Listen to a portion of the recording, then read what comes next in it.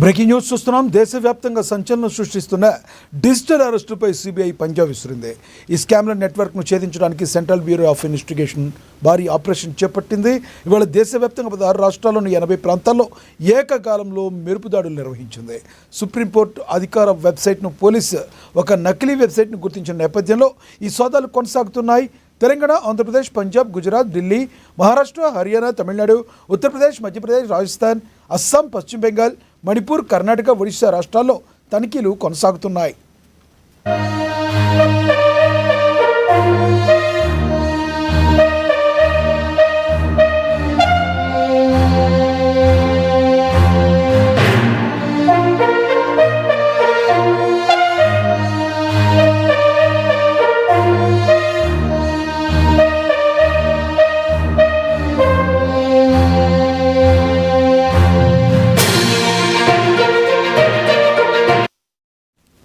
దేశవ్యాప్తంగా సంచలనం సృష్టిస్తున్న digital అరెస్టులపై CBI పంజా విసిరింది. ఈ స్కామ్ల నెట్వర్క్ను ఛేదించడానికి సెంట్రల్ బ్యూరో ఆఫ్ ఇన్వెస్టిగేషన్ భారీ ఆపరేషన్ చేపట్టింది. ఇవాళ దేశవ్యాప్తంగా 16 రాష్ట్రాల్లోని 80 ప్రాంతాల్లో ఏకకాలంలో మెరుపు దాడులు చేపట్టింది. సుప్రీంకోర్టు అధికారిక వెబ్సైట్ను పోలీసు ఒక నకిలీ వెబ్సైట్ను గుర్తించిన నేపథ్యంలో ఈ సోదాలు కొనసాగుతున్నాయి. తెలంగాణ, ఆంధ్రప్రదేశ్, పంజాబ్, గుజరాత్, ఢిల్లీ, మహారాష్ట్ర, హర్యానా, తమిళనాడు, ఉత్తరప్రదేశ్, మధ్యప్రదేశ్, రాజస్థాన్, అస్సాం, పశ్చిమ బెంగాల్, మణిపూర్, కర్ణాటక, ఒడిశా రాష్ట్రాల్లో ఈ తనిఖీలు కొనసాగుతున్నాయి.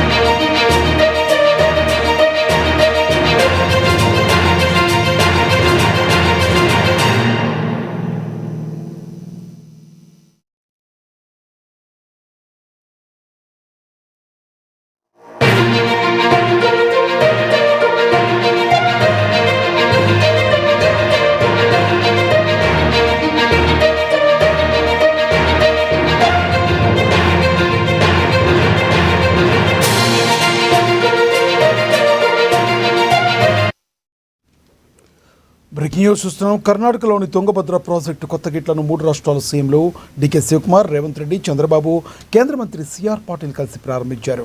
తుంగభద్ర ప్రాజెక్టు 20వ గేట్ను సీఎం రేవంత్ రెడ్డి, 18వ గేట్ను కర్ణాటక సీఎం డీకే శివకుమార్, 19వ గేట్ను ఏపీ సీఎం చంద్రబాబు, 17వ గేట్ను కేంద్ర మంత్రి సిఆర్ పాటిల్ ప్రారంభించారు.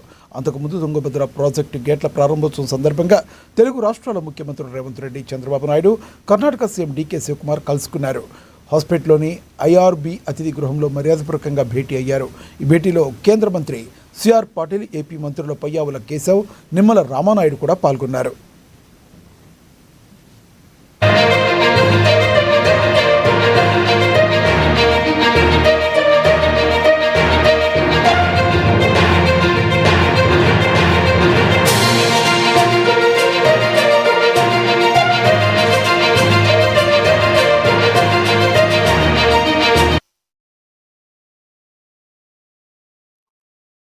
This is a historic moment of the history of water resources. Today, under the leadership of C.R. Patil ji, 3 Chief Minister, one of the senior most leader of this country, Mr. Chandrababu Naidu, is here. He has shown his large heart to prevent all of us One more, my young friend, Telangana Chief Minister, Mr. Revanth Reddy is here. Today, with the three chief ministers under your leadership, has created an history.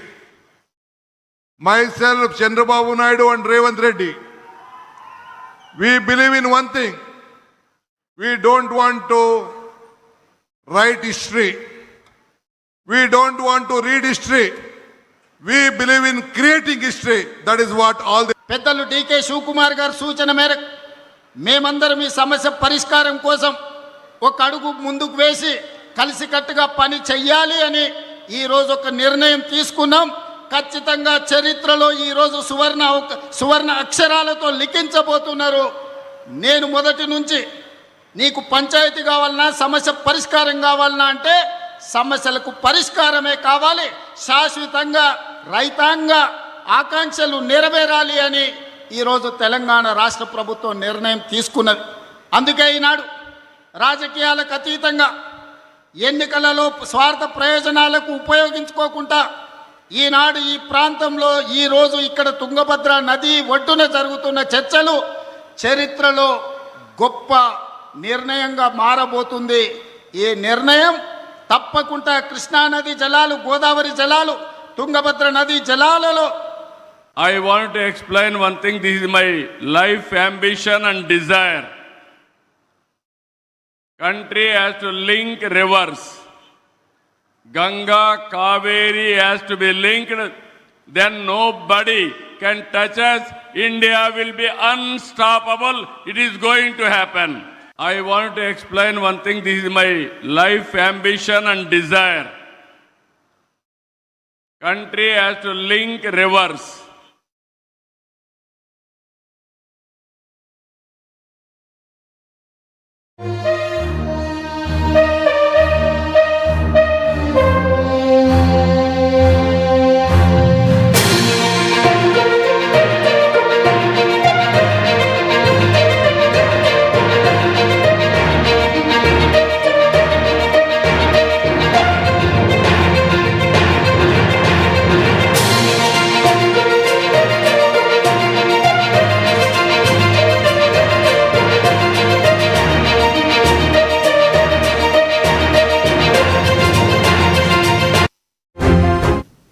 Breaking news చూస్తున్నాం. తెలంగాణలోని private కాలేజీల యాజమాన్యాలకు హైకోర్టులో పెద్ద ఊరటే లభించింది.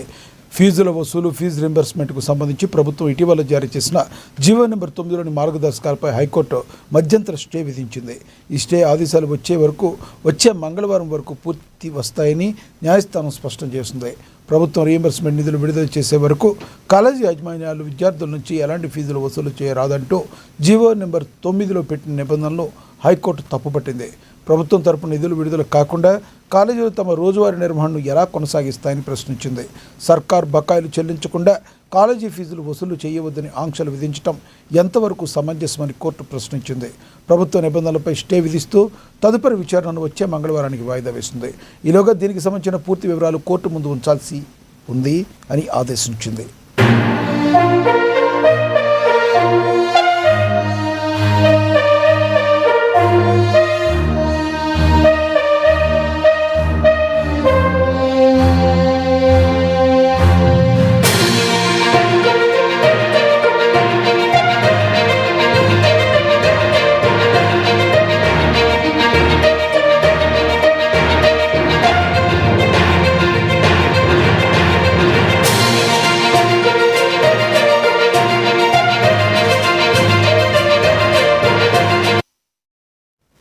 తెలంగాణలోని private కాలేజీల యాజమాన్యాలకు హైకోర్టులో పెద్ద ఊరటే లభించింది.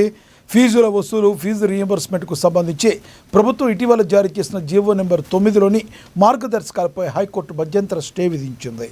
ఈ స్టే ఆదేశాలు వచ్చే మంగళవారం వరకు వర్తిస్తాయని న్యాయస్థానం స్పష్టం చేసింది. ప్రభుత్వం రీయింబర్స్మెంట్ నిధులు విడుదల చేసే వరకు కాలేజీల యాజమాన్యాలు విద్యార్థుల నుంచి ఎలాంటి ఫీజులు వసూలు చేయరాదంటూ జీవో నెంబర్ 9లో పెట్టిన నిబంధనలు హైకోర్టు తప్పుపట్టింది. ప్రభుత్వం తరపున నిధులు విడుదల చేయకుండా కాలేజీలు తమ రోజువారీ నిర్వహణను ఎలా కొనసాగిస్తాయని ప్రశ్నించింది. సర్కారు బకాయిలు చెల్లించకుండా కాలేజీ ఫీజులు వసూలు చేయవద్దని ఆంక్షలు విధించడం ఎంతవరకు సమంజసమని కోర్టు ప్రశ్నించింది.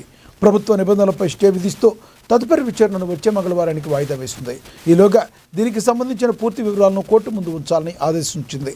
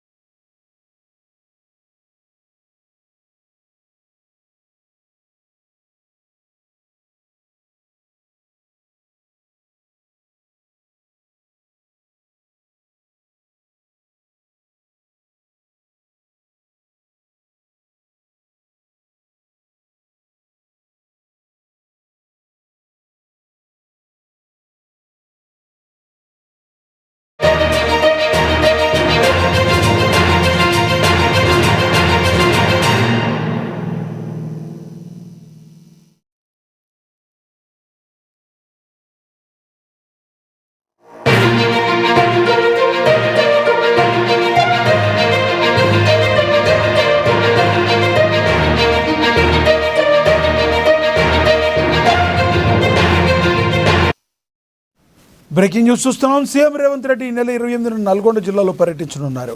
ఈ సందర్భంగా జిల్లాలో పలు అభివృద్ధి కార్యక్రమాలకు శంకుస్థాపన చేయనున్నారు. 13,000 కోట్ల వ్యయంతో నిర్మించే R&B హ్యాండ్ రోడ్ల పనులను సీఎం శంకుస్థాపన చేయనున్నారు. మొదటిగా కనగల్ మండలంలోని AMSC మార్కెట్ యార్డ్ వద్ద నిర్మించిన హ్యామ్ రోడ్ల పైలాన్ను ఆవిష్కరించనున్నారు. అనంతరం నల్లగొండ మున్సిపల్ కార్పొరేషన్లో మొదటి ఫేజ్ డ్రింకింగ్ వాటర్ అందించే పనులకు సీఎం శంకుస్థాపన చేస్తారు. NG కాలేజ్ గ్రౌండ్స్లో జరిగే భారీ బహిరంగ సభకు హాజరు కానున్నారు. ప్రసంగం అనంతరం SHG మహిళా సంఘాలకు ముఖ్యమంత్రి రేవంత్ రెడ్డి చెక్కులను అందజేయనున్నారు. సీఎం పర్యటన నేపథ్యంలో జిల్లా యంత్రాంగం అన్ని ఏర్పాట్లు చేస్తుంది.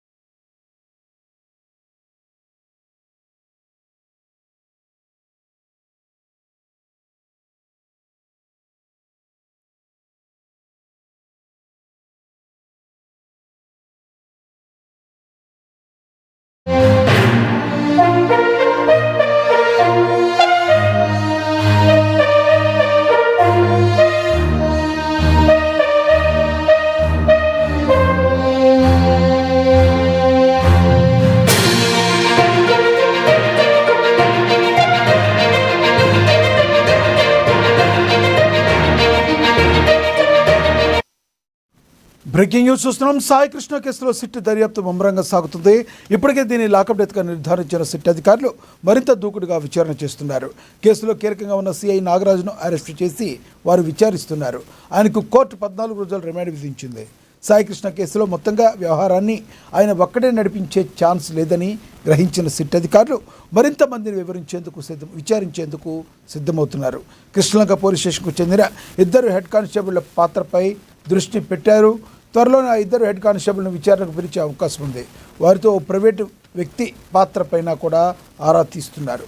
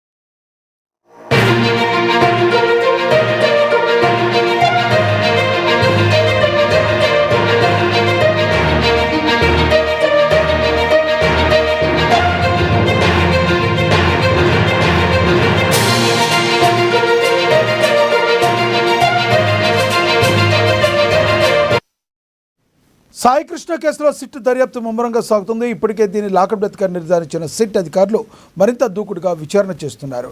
ఇదే విషయానికి సంబంధించి మరింత సమాచారాన్ని మా ప్రతినిధి రాఘవ అందిస్తారు. రాఘవ, చెప్పండి, మీ దగ్గర ఉన్న తాజా సమాచారం ఏంటి? డిమాండ్ రిపోర్ట్ కూడా కోర్టుకు సమర్పించిందని, అందులో చాలా సంచలన విషయాలు వెల్లడించిందని కూడా చెప్పుకోవచ్చు. దీనిపై స్పందించిన సాయికృష్ణ తల్లి విజయలక్ష్మి మరోసారి కీలక వ్యాఖ్యలు చేశారు. తన కుమారుడిని పోలీసులే చంపేశారని మొదటి నుంచి తాను చెబుతున్నానని అన్నారు. అదే విషయాన్ని కూడా పోలీసులు తెలిసారని చెప్పారు. అయితే ఇప్పుడు ఈ కేసులో నాగరాజుతో పాటు మరికొందరు హస్తం కూడా ఉందని, వారందరినీ కూడా ముందు దోషులకు నిలబెట్టాలని డిమాండ్ చేస్తున్నారని కూడా, ఇది ఒక్క నాగరాజుకు పరిమితమైన కేసు కాదని, చాలా మంది హస్తం ఉందని కూడా నాగరాజు తల్లి కూడా చెప్తూ ఉన్నట్టు కూడా సమాచారం. నాగరాజుతో పాటు చాలా మంది పాత్ర కూడా ఉందని కూడా పోలీసులు కూడా గుర్తించినట్టు, తన కుమారుని మరణానికి కూడా కారణమైన వాటిలో కేవలం సీఎం మాత్రమే లేరని, మరికొన్ని పోలీసులు కూడా సాయికృష్ణపై దాడి చేశారని కూడా విజయలక్ష్మి ఆవేదన వ్యక్తం చేస్తున్నారు. ఏదేమైనట్టుగా నా కుమారుడికి ఇంకా కొంతమంది పోలీసులు కొట్టారని, వాళ్ళందరినీ వెంటనే అరెస్ట్ చేయాలని కూడా డిమాండ్ చేశారు. సిఐ నాగరాజుతో పాటు ఆ రోజు డ్యూటీలో ఉన్న కానిస్టేబుల్ కూడా తమ ఆవేదనను ఏమాత్రం పట్టించుకోలేదని ఒక వాపోయి అన్నట్టు కూడా తెలుస్తుంది. తన బాధను అర్థం చేసుకోబాక కోర్టు కూడా తప్పుడు సమాచారం అందించాలని, అన్నిటికీ ఖచ్చితంగా సమాధానం చెబుతుందని కూడా డిమాండ్ చేస్తున్నారు. ఏదేమైనప్పటికీ ఈ కేసు కూడా రాష్ట్రంలో కూడా మలుపు తిరిగినట్టు కూడా తెలుస్తుంది. రకరకాలుగా చెప్పుకున్న పోలీసుల పాత్ర మటుకి చిట్టాధికారులు కూడా గట్టిగా ఉందని కూడా కీలక విషయాలు కూడా చెప్తున్నారు. అయితే కీలక విషయాలపై కూడా నోరు ఇప్పని నాగరాజు మార్కాపురం నుంచి సాయికృష్ణ తీసుకొచ్చిన విషయాన్ని కూడా వాంగ్మూలం ఆధారంగా అధికారులు కూడా నిర్ధారించినట్టు కూడా తెలుస్తుంది. ఫోర్నిక్స్ సైనిక్ ల్యాబ్ సేకరించిన నమూనాల ఆధారం కూడా సాయికృష్ణ మృతి చెందినట్టు కూడా నిర్ధారించినట్టు కూడా సిట్ అధికారులు కూడా సమాచారం. అంటే కేసులోనే కీలక పురోగతి ఉన్నప్పటికీ మృతదేహం ఆచూకీగా లభించలేదని, అరెస్ట్ అనంతరం కూడా నాగరాజు గంటల తరబడి కూడా సిట్ అధికారులు విచారించారు. అయినా ఏమాత్రం కూడా దీనికి సమాధానం లేదని కూడా, కీలక ప్రశ్నలకు కూడా నాగరాజు నోరుపడం లేదని కూడా సిట్ అధికారులు ఇప్పటికే ప్రభుత్వానికి కూడా చెప్తున్నట్టు కూడా తెలుస్తుంది. అయితే అందుకే వేరే రూట్ లో కూడా సిట్ అధికారులు విచారణ మొదలుపెట్టనున్నారు. నాగరాజుకు సన్నిహితంగా వివరించిన సిబ్బందిని విచారిస్తే అసలు విషయాలు బయటపడతాయని కూడా ఆలోచనలో ఉన్నారు. ఏదేమైనట్టుగా సాయికృష్ణ లాకప్ డెత్ తేల్చినప్పటికీ నాగరాజు సన్నిహితంగా ఉండే సిబ్బందిని మరికొంత వ్యక్తులు కూడా అజ్ఞాతంలో జారుకున్నట్టు కూడా తెలుస్తుంది. వారికి ఏ క్షణంలో అయినా సరే పోలీసులు విచారణకు రావాలని నోటీసులు కూడా జారీ చేసే అవకాశం కూడా ఉంది. అయితే వారందరి గుండెల్లో కూడా రైలు పరిగెత్తున్నట్టు కూడా ఏ క్షణమైనా ఎలాంటి విషయాలు ఉండాల్సి వస్తుంది భయంతో కూడా కాలం గడుపుతున్నట్టు ఉంది. మరోవైపు సాయికృష్ణ తల్లి కూడా తన బిడ్డ కేసులో కూడా మరింత మంది కూడా పాత్ర ఉందని కూడా ఆరోపిస్తున్నాడు. సిట్ అధికారులు సమగ్రమైన లోతైన విచారణ చేస్తే గానీ దీని అంతు కూడా అసలు సమాచారం కూడా సేకరించి కూడా ప్రభుత్వంకి ఒక నివేదిక సమర్పించినట్టు కూడా తెలుస్తుంది. Lakshminath, thank you Raghava.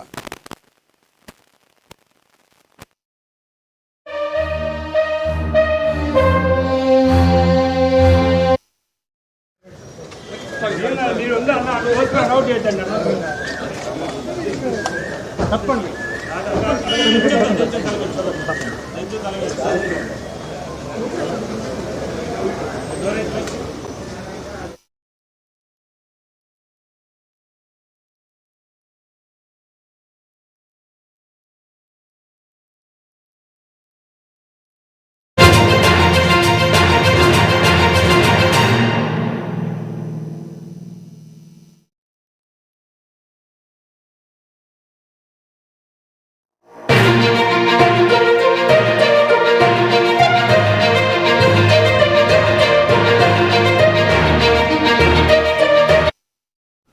కాకినాడ జిల్లా తునిలో 2 ఏళ్ల చిన్నారి జ్ఞానేశ్వరి అదృశ్యం కేసులో సరికొత్త మలుపు చోటు చేసుకుంది. పాప అదృశ్యమైన నేటికి 20 రోజులు గడుస్తున్నా ఇంకా ఎలాంటి ఆచూకీ లభించలేదు. కాగా ఈరోజు బాధితుల ఇంటికి వచ్చిన ఓ జ్యోతిష్యుడు చెప్పిన మాటలు ఇప్పుడు హల్చల్ అవుతున్నాయి. చిన్నారి జ్ఞానేశ్వరికి ఎలాంటి అపాయం జరగలేదని, పాప సురక్షితంగానే ఉందంటూ ఓ జ్యోతిష్యుడు జోస్యం చెప్పారు. కొందరు వ్యక్తులు పాపను తూర్పు దిశగా ఇక్కడి నుంచి సుమారుగా 100 కిలోమీటర్ల దూరానికి తీసుకెళ్లారని ఆయన వెల్లడించారు. రాబోయే జూలై లేదా సెప్టెంబర్ నెలలోపు చిన్నారి ఆచూకీ దొరుకుతుందని ఆయన కుటుంబ సభ్యులకు ధీమా ఇచ్చారు. మరోవైపు కూతురి బెంగతో ఆహారం నీరు తీసుకోకుండా తీవ్ర అస్వస్థతకు గురైన తల్లి భవానీని కుటుంబ సభ్యులు తునిలో ఒక ప్రైవేట్ ఆసుపత్రిలో తరలించారు. ప్రస్తుతం ఆమె అక్కడ చికిత్స పొందుతున్నారు. ఇదిలా ఉంటే ఈ కేసులో పోలీసుల గాలింపు చర్యలపై సస్పెన్స్ కొనసాగుతుంది. ప్రస్తుతం గాలింపు చర్యలు పోలీసులు తాత్కాలికంగా నిలిపివేసినట్లుగా సమాచారం.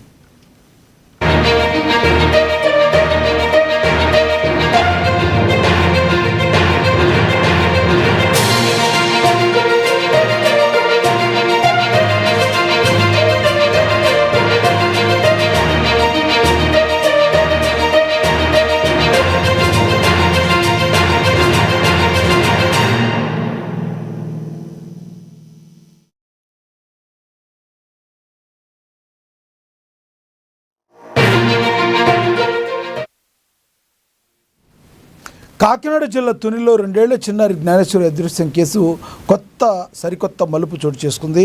పాప అదృశ్యమై నేటికి 20 రోజులు గడుస్తున్నా ఇంకా ఎలాంటి ఆచూకీ లభించలేదు. దీనిపై మరింత సమాచారం మా ప్రతినిధి శ్రీనివాస్ అందిస్తారు. శ్రీనివాస్, చెప్పండి, మీ దగ్గర ఉన్న తాజా సమాచారం ఏంటి? థ్యాంక్ యూ లక్ష్మణ.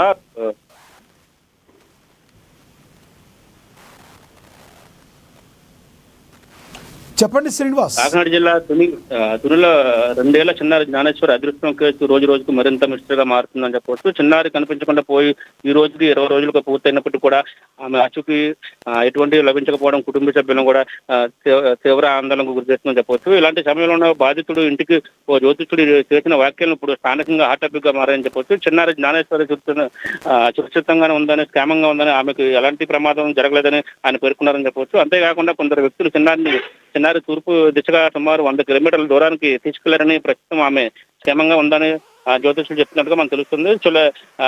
పాప చిన్నారి జ్ఞానేశ్వరి జూలై లేదా సెప్టెంబర్ నెలలోపు చిన్నారి ఆచూకీ లభించే అవకాశం ఉందంటూ కూడా ఇక్కడ జ్యోతిష్యులు కూడా చెప్తున్నారు మనకు తెలుస్తుంది. అయితే జ్యోతిష్యులు చేసిన ఈ వాక్యాలకు ఎలాంటి అధికారిక ఆధారాలు లేవు. పోలీసులు కూడా వీటిని ధృవీకరించలేదని చెప్పవచ్చు. మరోవైపు కూతురు కనిపించకపోవడంతో కూడా కుటుంబ సభ్యులు తీవ్ర మనోవేదనకు గురయ్యి తల్లి బాబాను ఎవరైతే ఉన్నారో ఆహారం తీసుకోకుండా నీరు కూడా మానేయడంతో పాటు అస్వస్థతకు గురయ్యారు. కుటుంబ సభ్యులు ఆమెను తునిలో ఒక ప్రైవేట్ హాస్పిటల్ కూడా తరలించగా ప్రస్తుతం ఆమె చికిత్స పొందుతున్నారు. ఇలా ఉండగా చిన్నారి కోసం చేపట్టిన గాలింపు చర్యలు కూడా అనేక ప్రశ్నలు తలెత్తుతున్నాయి. పోలీసులు సెర్చ్ ఆపరేషన్ ప్రస్తుతం ఏ దశలో ఉందన్న దానిపై కూడా స్పష్టత లేకపోగా గాలింపు చర్యలను తాత్కాలికంగా నిలిపివేసినట్టుగా కూడా మనకు సమాచారం అందుతుంది. మొత్తంగా జ్ఞానేశ్వరి కేసు ఇంకా మిస్టరీగానే కొనసాగుతుండగా చిన్నారి క్షేమంగా తిరిగి రావాలని కుటుంబ సభ్యులు పాటు స్థానికులు కూడా ఎదుర్కొస్తున్నారని చెప్పవచ్చు. Laxminath. Thank you Srinivas.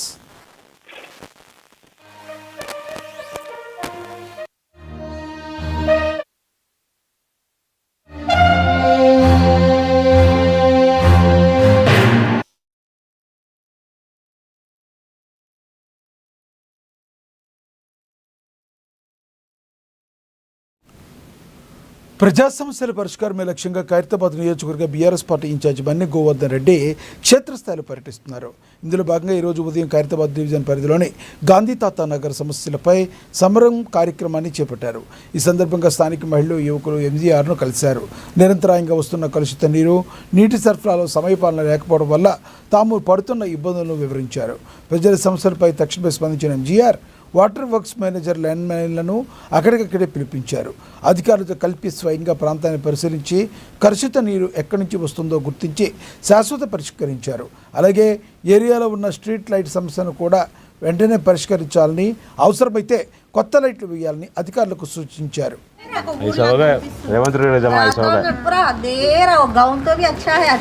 Congress government में ऐसा होगा, चोर गवर्नमेंट है. గ్రౌండింగ్ వచ్చినప్పుడు నీళ్ళు అప్పుడు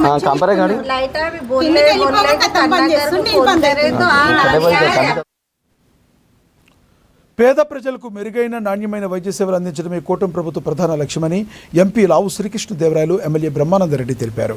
పల్నాడు జిల్లా మాచర్ల ప్రభుత్వ వైద్యశాలలో పేషెంట్స్ వెయిటింగ్ రూమ్, పార్కింగ్ షెడ్లు, అంబులెన్స్ షెడ్లు, బయోమెడికల్ వేస్ట్ రూమ్లను వారు ప్రారంభించారు. అనంతరం వినాయకుని గుట్ట ప్రాంతంలో 77 లక్షల అంచనా వ్యయంతో నిర్మించనున్న అర్బన్ ప్రైమరీ హెల్త్ సెంటర్ భవన నిర్మాణానికి భూమి పూజ చేసి శంకుస్థాపన చేశారు. ఈ సందర్భంగా ప్రభుత్వ ఆసుపత్రిలో మౌలిక వసతుల కల్పనపై ప్రత్యేక దృష్టి పెట్టామని, గ్రామీణ పట్టణ ప్రాంత ప్రజలకు వైద్యం మరింత చేరువ చేస్తామని పేర్కొన్నారు.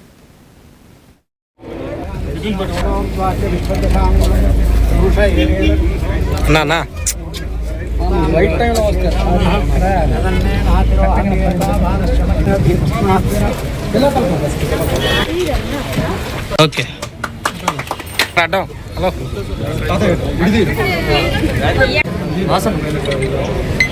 కొంచెం బ్యాక్.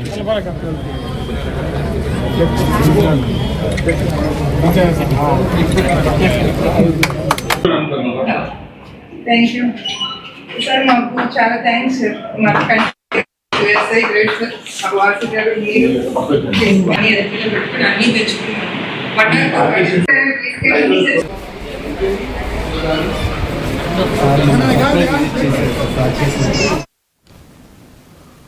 కామారెడ్డి జిల్లాలో పోలీసులు జరిపిన ఆపరేషన్ కవచ్ తనిఖీలో భాగంగా భారీ నాటు తుపాకులు బయటపడ్డాయి. జంతువులను అక్రమంగా వేటాడుతున్న 8 మంది ముఠా సభ్యులను అరెస్టు చేసి వారి వద్ద నుండి 5 నాటు తుపాకులతో పాటు వేట సామాగ్రిని స్వాధీనం చేసుకున్నట్లు జిల్లా ఎస్పీ రాజేష్ చంద్ర వెల్లడించారు. గాంధారి పోలీస్ స్టేషన్ పరిధిలోని మొండి సడక్ చౌరస్తా వద్ద వాహనాలు తనిఖీ చేస్తుండగా ద్విచక్ర వాహనంపై వచ్చిన 2 వ్యక్తులు పోలీసులను చూసి తప్పించుకునే ప్రయత్నం చేశారు.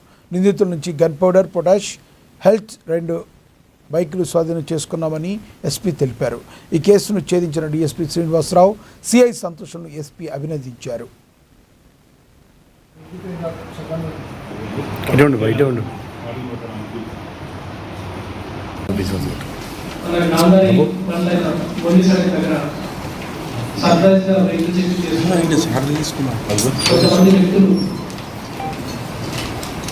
హంటింగ్కి వెళ్తున్నట్టుగా మనకు తెలిసింది. అక్కడ నుంచి వాళ్ళ దగ్గర త్వరగా చెక్ చేస్తే వాళ్ళ దగ్గర కొన్ని వెపన్స్ మనకు లభ్యమైంది. వాళ్ళందరినీ మన దగ్గర మనం ఇంటరాక్ట్ చేస్తే ఆ 5 వ్యక్తులకు సంబంధించి ఈ వెపన్స్, ఈ ఇల్లీగల్గా ప్రొసెస్ చేసిన వెపన్స్ సేవ్ చేసిన వ్యక్తులు పేరు మనకు తెలుసు. వాళ్ళు మనకి చందన్ అండ్ ధర్మనాయక్, అందులో ఒక వ్యక్తి సంగారెడ్డి జిల్లా వాసి, ఇంకో వ్యక్తి నసులాబాద్. ఈ వ్యక్తులకి ఈ వెపన్స్ ఎలా వచ్చాయి, ఎలా సేల్ చేశారని అనుకుంటే దీన్ని మనకు మన బాన్స్వాడ మ్యానుఫ్యాక్చరింగ్ చేస్తున్నట్టు తెలిసింది. సో అస్సాం చౌస్ ఈ వ్యక్తి బాన్స్వాడలో అతనికి ఒక కోళ్ళ ఫామ్ ఉంది. ఆ కోళ్ళ ఫామ్లోనే ఒక కొంత ప్లేస్లో ఇతని వెపన్స్ అన్ని కూడా ఈ మెకానిజమ్స్ మనకు చేస్తున్నట్టు తెలిసింది. అతని కూడా ఆ mechanism. If you put an update, stay tuned.